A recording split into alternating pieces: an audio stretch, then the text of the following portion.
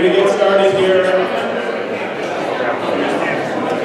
Hello. Thank you for coming out. Councilman Newton.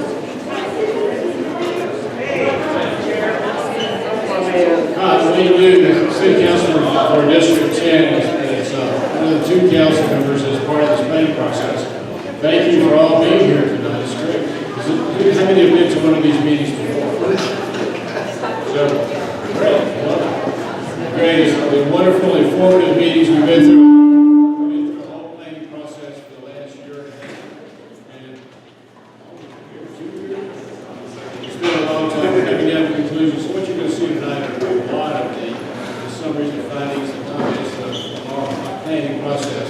The 6 neighborhoods surrounding Colfax, so it's a very unique, one of the first of the multi-neighborhood projects that planning has started. So I think we'll find it very, very interesting. So I just say welcome and thank you. Please, it's very informative. Everybody wants your comments, wants your observations, wants your criticism, everything. We're still in the drafting stage and looking forward to have the best practical plan that can be implemented. So we want something really, so we need your thoughts and need your help. So thanks for all you being here, and you'll have a great session tonight. Thanks. Thank you, Wayne. Hello. Thank you all for coming. This is a great turnout. We've been holding these meetings for a few weeks now, and I think this one is the most we've had. People are still filing in. So my name is JJ Folsom. I am a consultant. I'm a planner. I'm a vice president of a firm called Puma, Progressive Urban Management Associates, and we've been hired by the city of Denver. We have a very large multidisciplinary team that you'll see and you'll hear from some of those folks around the room. One thing I want to mention, so I have about 25 years of experience doing this type of planning, city planning, downtown planning, neighborhood planning, all across the country, and it's really exciting to be managing this project in my neighborhood. It's a thrill, honestly. So 25 years of doing this planning. I live in South City Park. My family is here, and I'm planning for my kids in the future. And I'm getting choked up. Wow, it's crazy. My kids went to Teller Elementary School. They're going to go to East High School. I've lived in this neighborhood for 16 years in City Park. Prior to that, I lived in Capitol Hill, one block off of Colfax. The whole 20 years I've lived in Denver, I've been one block off of Colfax. So it's really great to be able, I wanted to say that tonight, it's really great to be able to do that.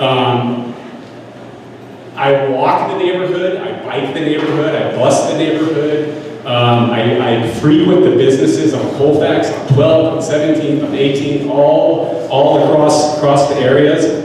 So the recommendations that you're going to hear from us, what's most important about all this is it affects me and my family too. I'm not just a consultant that comes in and tells you a bunch of things you should do and what the city of Denver should do and hop on an airplane and go somewhere else. That's normally what I do. So it's really great to actually do this in my own neighborhood. About 2/3 of our team also live in the study area, so just wanted to mention that too. So with all that, I'll start the presentation now. So you should have received this questionnaire when you walked in. This just gives a brief overview of what you're going to see from some of these stations around the room in the breakout session. And on the back side, we actually have just a real quick questionnaire that we encourage you. We really want you to take this. It's just filling out a couple questions about the format of this meeting. We actually take this information and we change up our meetings if we get negative feedback about it. So far, we've been getting mostly positive feedback about the setup. So please do fill that out and leave it in the box before you leave. So tonight, I'm going to talk a little bit about the planning process, what we're doing here. Wayne briefly talked about that. Talk about our schedule, and then give a brief overview of statistics of things we've heard to date from the last year of public input at a variety of meetings and an online survey. And then I'll have the lead team member from each of the breakout stations talk about what they want you to do at each of these stations. So about 20 minutes of me, and then we get to go into the real fun stuff of getting your input at these stations. So what is the Neighborhood Planning Initiative? So the city has come up with this about 2 years ago. This is the second process they're going through. The first neighborhood initiative took place in the Far East neighborhood, Montbello neighborhood and Green Valley. This is the second one to occur. So what the city has done here, most neighborhoods, actually only about half of the neighborhoods in the city of Denver actually have a plan. About a third of the neighborhoods have a plan that's almost 20 years old.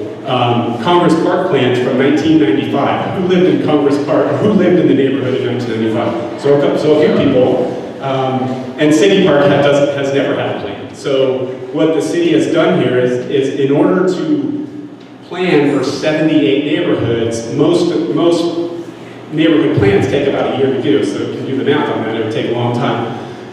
So what the city has done here is combined neighborhoods. So tonight, when you hear the term East Central, it's referring to North Capitol Hill, City Park West, Cheeseman Park, City Park, and Congress Park. So combining these 6 neighborhoods, they're obviously all interrelated with Colfax running down the middle of them, and a lot of synergy between them. And as you hear some of the ideas that have been brought up, you'll see why we've combined these neighborhoods. So how does the neighborhood plan relate to all these other plans that are going on? You've probably heard about the Denver Right plans, the comprehensive plan that's happening in its draft stage, the Blueprint Denver, the game plan, which is the Parks and Recreation Master Plan, and Denver Move. These are all citywide plans, so encompassing all 78 neighborhoods, the city limits of Denver. So the neighborhood plan is an area plan that goes into much more detail and looks at the specifics of each neighborhood. So we'll have detailed recommendations that apply to your neighborhood, our neighborhood, my neighborhood, and we'll address many topics and how everything interrelates with the citywide plan. And the neighborhood plans must be consistent with these citywide plans, but as I said, they'll go into much more detail of that. So the schedule here, I don't expect you to read all this. This is a lot of information. But as Wayne said, the city has been working on this plan for a little over a year. There's a steering committee. Can I get a raise of hands of everybody that's on the steering committee? I've seen several members, so yeah, thank you all very much. So this is a city council appointed steering committee, and God bless them, they've been meeting, they meet every month for 16 months they've been meeting. So they are good people to talk to about this process as well. So that's what's been going on up until this year. And now we're having a series of neighborhood workshops. The city hired our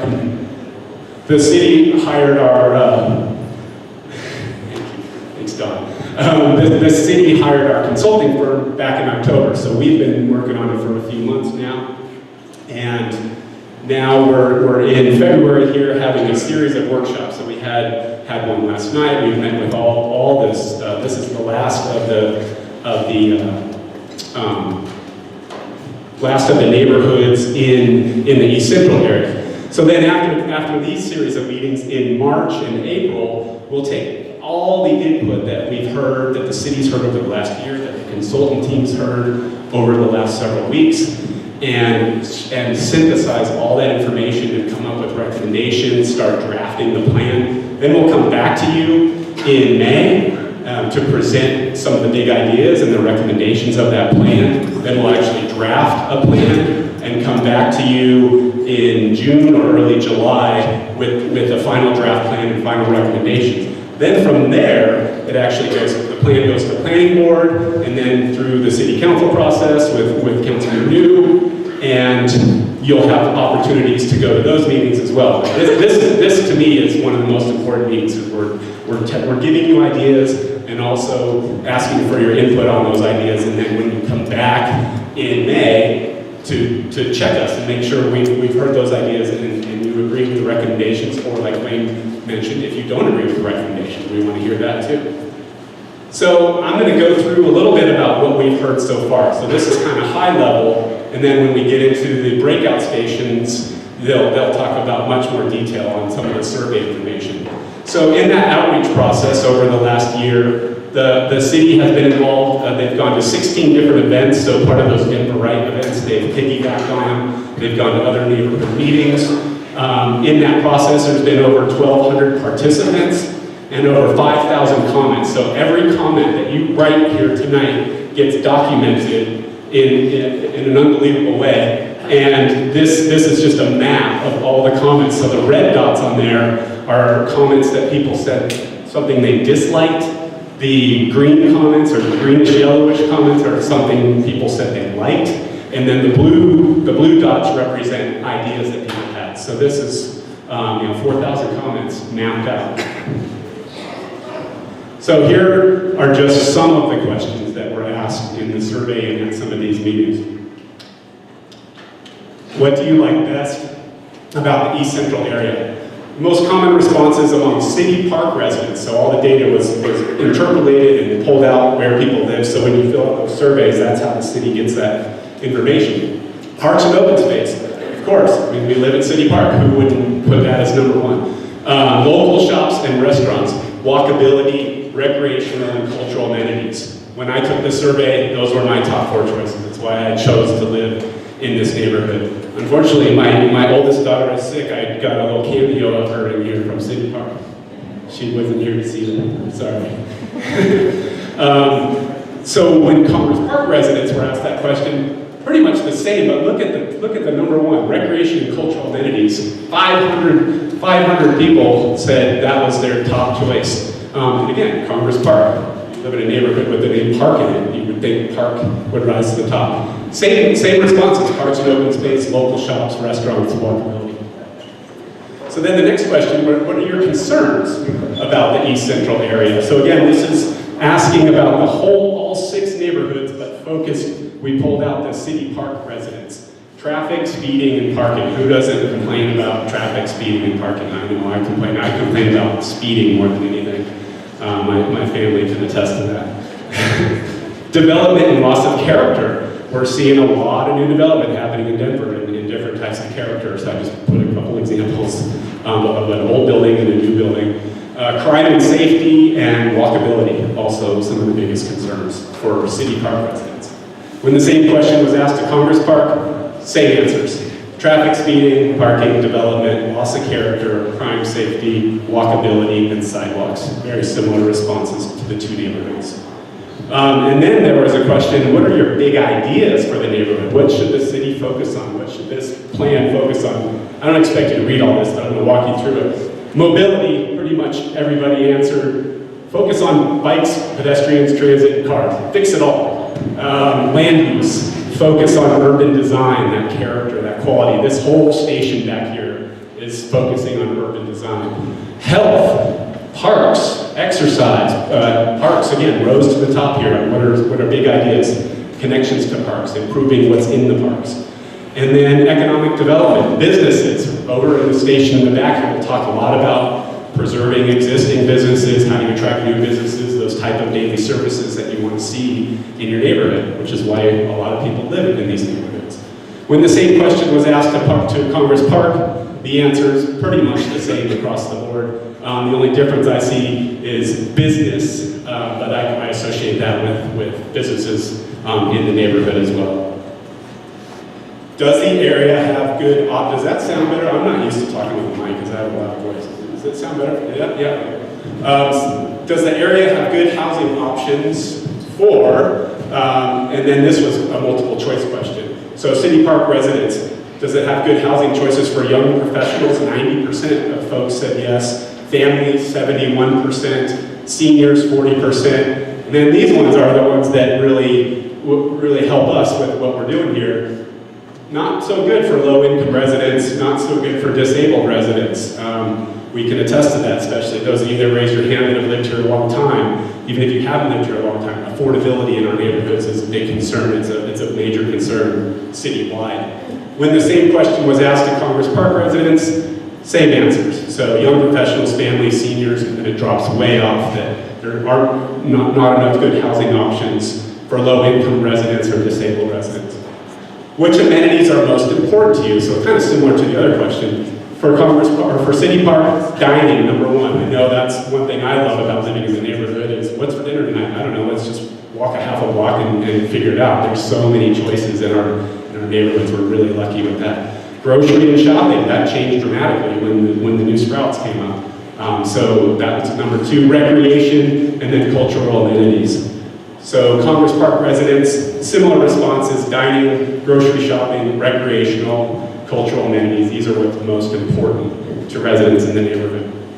So who's heard of the bus rapid transit project that's being proposed on Colfax? Most people in here. So this is a plan, it's a conceptual plan right now that's still in progress. It's been in progress for many years of putting a rapid transit system down Colfax that would replace the 15 and the 15L and have its own dedicated lanes and run down the center and be much faster and much more efficient than what the transit system is today. What I want to mention about this project is our team is not actually working on this project, but we're working very closely with the city staff, and when they hire a consultant to move forward on this project, we'll work very closely with them. What's really important about this project is everything that we're talking about in this room is how do you make connections to Colfax and how do you make connections to this transit and first and last mile connections.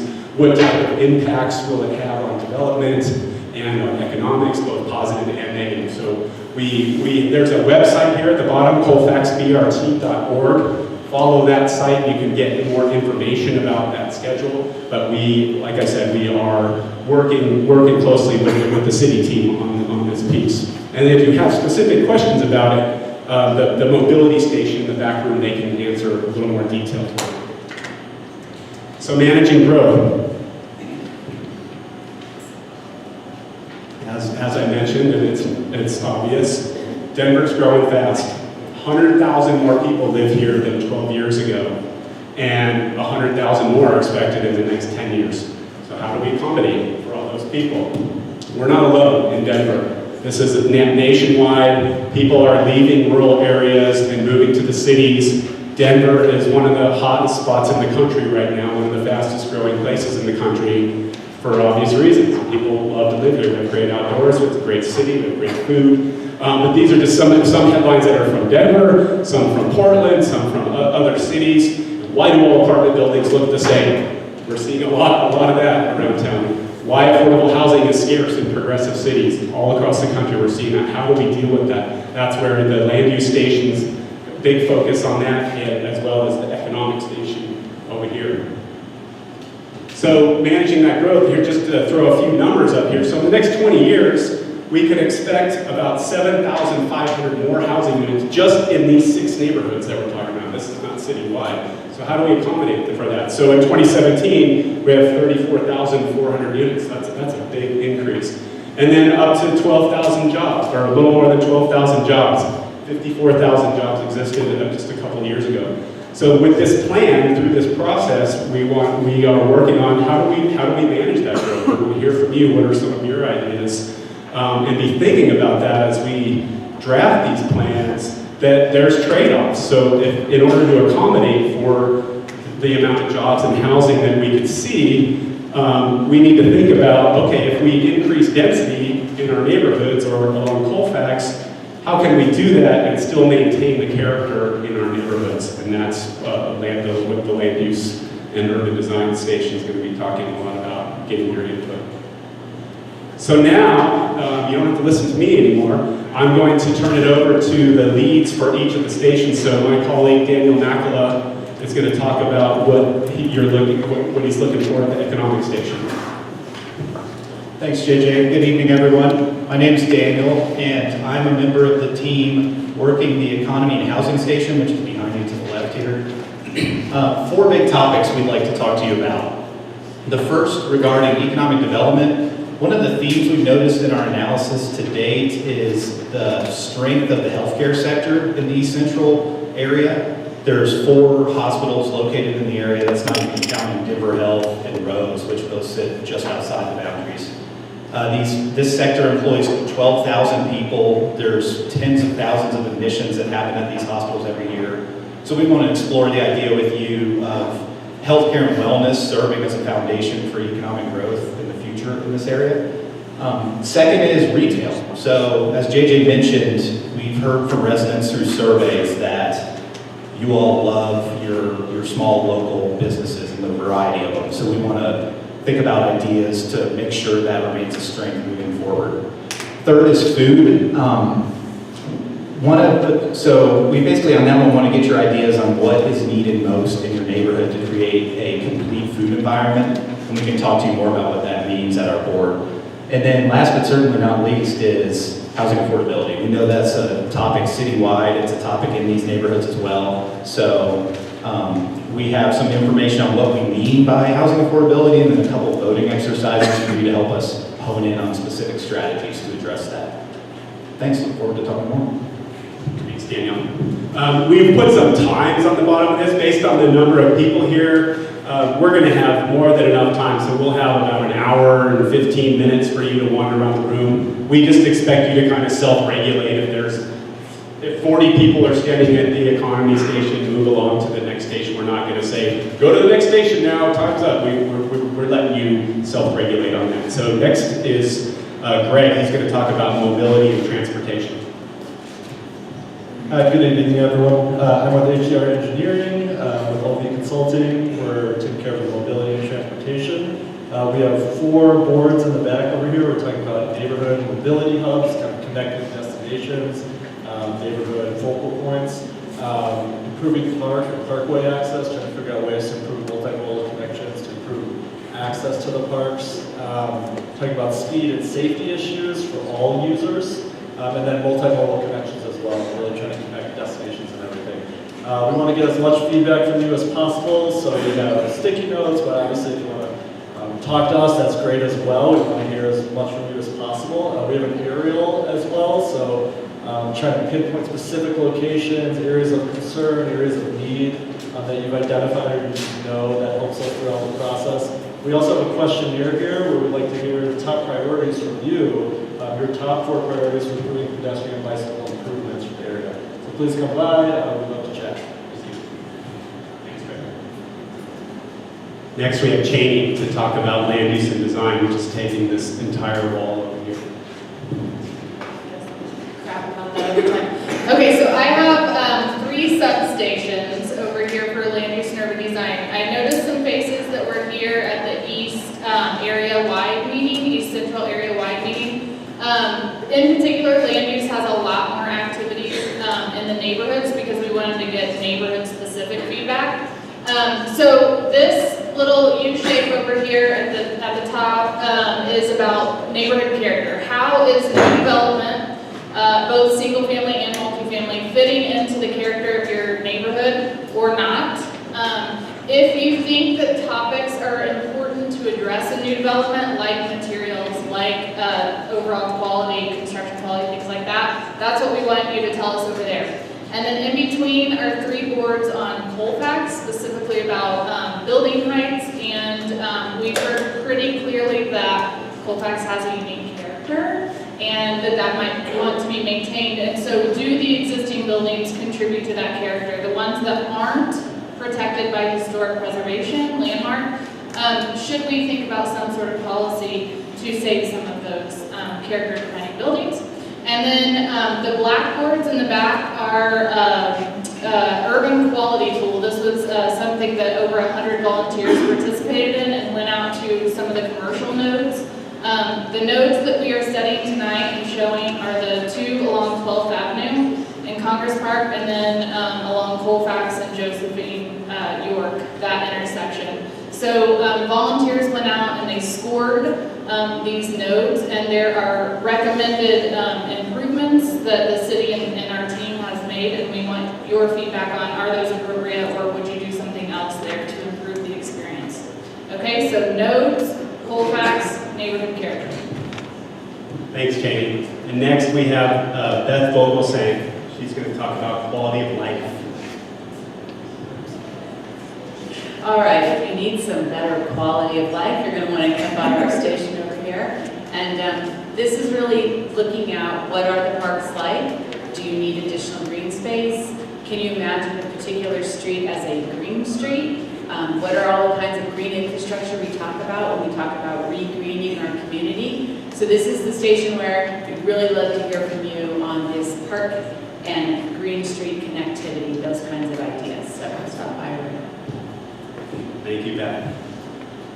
So I wanted to mention that all of the exercises you see tonight will be online within the next couple of days. Tomorrow? I think tomorrow, right? So we've been working really diligently over the last week or so to get this. So all the boards that you see, all the exercises, you'll have the opportunity to do this online, denvergov.org/East Central Plan. So if you don't get to all the stations tonight, or you just feel overwhelmed, you want to do this in your pajamas over coffee or over a cocktail, this is your opportunity to do that. Or you get home and you think of something like, oh shoot, I meant to tell Beth about the stormwater that's been keeping me up all night.